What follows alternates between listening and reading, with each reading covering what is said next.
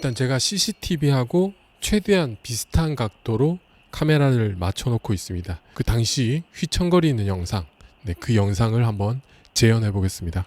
최초에 걸어올 때 차량의 앞쪽에서 이 조수석 쪽으로 이렇게 걸어옵니다. 뒤에는 누군가가 등을 이렇게 받치고 있고, 여기에는 누군가가 서서 뒷문을 열기 위해서 이렇게 대기하고 있습니다. 저도 이 영상을 굉장히 많이 돌려보다가 알아낸 건데, 사실 이 조수석에 타기 위해서는 차 문을 어떻게 열어야 되냐면 보통 이쪽에서 엽니다. 이쪽에서 이렇게 열어서, 그러니까 문을 여는 사람이 자기 몸이 안 걸려야 되죠. 근데 왜 이렇게 못 열었냐 하면 여기에 누군가가 서 있었습니다.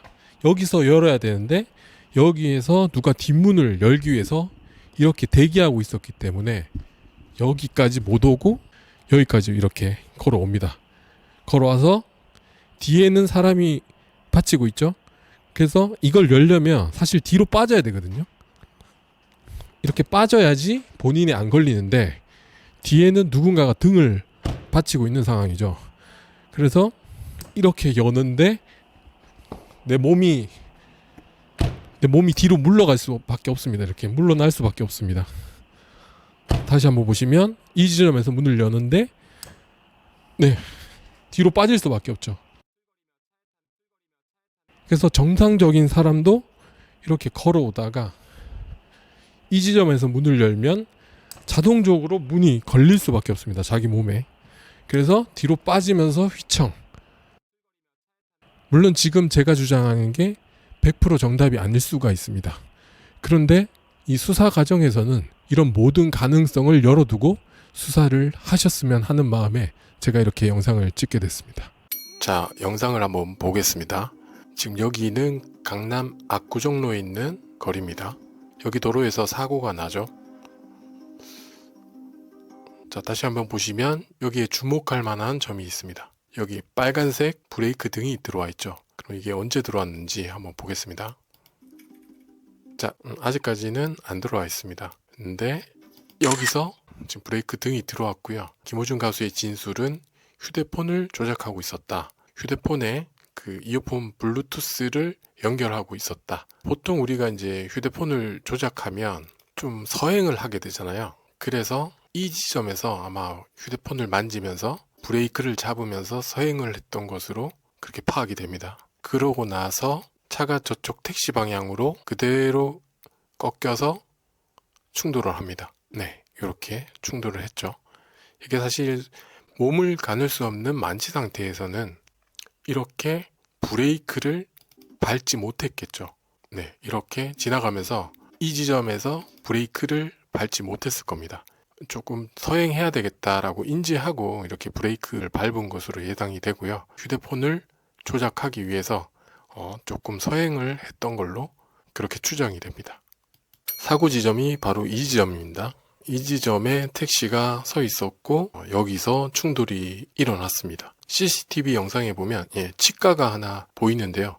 강남 숙면 치과라고, 지금은 간판이 바뀌었죠. 근데 위치상 여기가 맞습니다. 그래서 여기서 충돌이 일어나고 나서 어디로 가느냐, 한 30m에서 40m 정도 이동을 하면 이쪽에 골목이 하나 보입니다. 여기 있죠. 자, 보시면 만취한 상태였다면 여기서 직진을 하거나 좌회전을 했을 수도 있습니다. 왜냐하면 이 좌회전 금지 표시를 인지하지 못했으니까 순간적으로 여기서 좌회전을 해서 갔을 수도 있는데, 여기는 좌회전 진입 금지 구역이기 때문에 정확하게 여기서 우회전을 해서 안으로 들어갑니다. 보시다시피 여기가 굉장히 골목이 좁죠. 이게 지금 거의 골목이 한 4m 정도도 채 안 돼 보입니다. 그러니까 차량 한 대가 앞에 서 있지만 차량 한 대가 반 정도 도로를 가리고 있어도 차 한 대가 지나가기가 굉장히 좁을 정도로 여기가 좁은 골목입니다. 이 좁은 골목을 아무런 충돌 없이 빠른 속도로 지나가죠. 만취한 상태였다면 이 좁은 골목을 쉽게 빠져나가지 못했을 겁니다. 아마 이런 전봇대라든가 장애물들이 좀 있는데 이런 데를 아마 좀 충돌했을 가능성이 높습니다. 만취한 상태가 아닌 사람도, 운전이 미숙한 사람은 운전하기가 굉장히 까다로운 좁은 골목입니다. 여기서 보시면 누가 봐도 정상적인 걸음으로 이렇게 걷고 있습니다. 술 취한 사람이라면 이렇게 정상적인 걸음을 할 수 없을 건데요.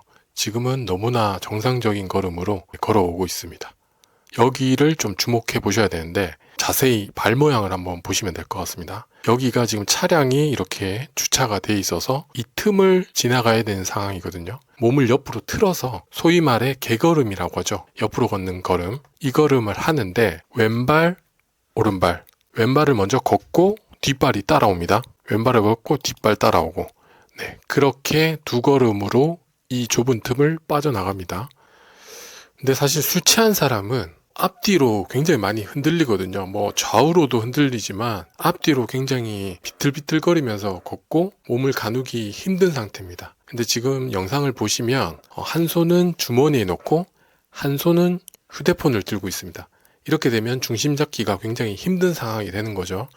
근데 그런 상황에서도 옆으로 개걸음을 걷는데 앞뒤로 차량이나 앞에 건물에 전혀 부딪히지 않고 정상적으로 빠져나갑니다. 이 정상적인 걸음이었다는 것은 저 혼자 주장할 부분이 아니고 제가 증인을 한번 데리고 왔습니다. 정상적인 걸음이었다는 것을 입증해줄 증인 불러보겠습니다. 다른 한 손은 주머니에 넣고 정상적으로 걸어다니는 모습이었습니다. 정상적으로 걸어다니는 모습이었습니다. YTN 기자님, 진실된 증언 감사합니다.